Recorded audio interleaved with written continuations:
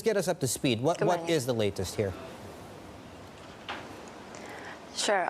So latest update is we have statistics saying that at least 154 people died during the crowd crush in Seoul, South Korea.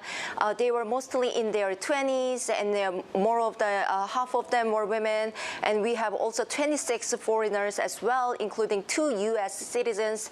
And they were having their own celebrations for Halloween in an area called Itaewon, which is pretty popular district for nightlife in Seoul.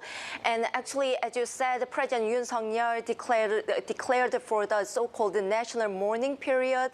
And the Prime Minister also said he feels so sorry for the incident, and he's gonna launch an investigation into the exact cause of this accident. What's been announced so far as any sort of short-term measures or any potential impact we might see here on the economy? Sure. So for the economy, the companies and local governments are canceling their major events, such as we have Samsung C&T, which canceled a large Halloween promotions and events at their theme park, and we have Lotte Group, which also did at their department stores.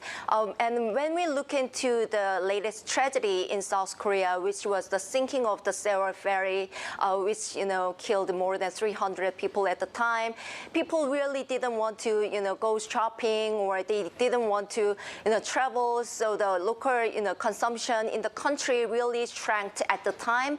So at the time, some economists estimated that South Korean economy lost 1.5 billion US dollars due to the shrinking demand. And probably we need to wait and see what's gonna, happen next in the South Korean economy, because domestic consumption is already shrinking due to the rising interest rates.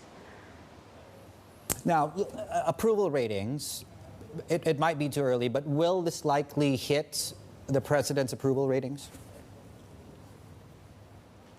Yeah, that could be possible, but the thing is, the tricky thing is for this incident is that it's pretty difficult to blame just one person or one single organization, because there's no host for these celebrations. People just having their own parties in Itaewon, and there's no single organizations or any large-scale events launched by any kinds of government or companies. So it is pretty hard to blame just one person, but probably the government wants to check what needs to be done next to prevent this kind of incident, because it is true that there were actually fewer policemen than last year.